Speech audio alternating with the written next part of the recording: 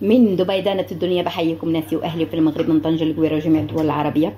تصريح خطير من الحكم الجابوني يفضح فيه الفار ويكشف المستور في هزيمة المغرب أمام السنغال.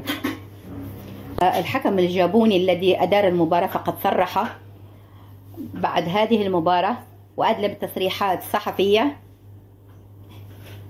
لقد أدرت هذه المباراة بعدل، حتى احتساب ركلة الجزاء لم أحتسبها لصاحب المنتخب السنغالي، فأنا تلقيت عدة اتصالات وتهديدات قبل المباراة من جهات عدة خارج الجزائر وداخل الجزائر، وهذا كله من أجل هزيمة المنتخب المغربي أمام المنتخب السنغالي وعدم تتويجه. ولكن كل هذه التهديدات كانت لا تعنيني. بندهش أن كل هذه الجهات تعمل على إقصاء المنتخب المغربي، وأن هذا الصغار لم يفعلوا شيئا.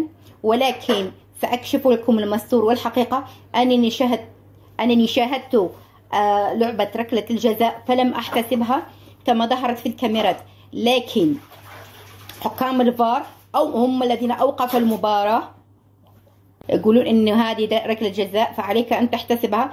فأنا قلت لهم أنا شاهدتها وهي ليست ركلة جزاء، لأن المدافع المنتخب المغربي قفز في الهواء واختل توازنه، فلم يقصد لمس الكرة إطلاقا. وهم لم يقتنعوا بكلامي وقالوا لي تعال إلى غرفة الفار لتشاهد بنفسك.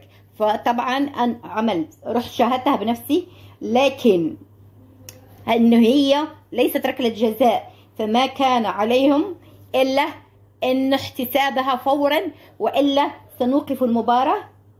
يبدو أن هناك تلاعب في غرفة الفار من جهة سيادية جزائرية، ولكن أنا أتأسف لهؤلاء الصغار على هذا الخطأ الفادح الذي قلب المباراة رقصا على عقب، وفازت السنغال في النهاية، خاصة بعد إحراز المنتخب السنغالي هدف التعادل من ركلة الجزاء هذه. وأتأسف مرة ثانية. وفي النهاية لا تنسوا الإعجاب بالقناة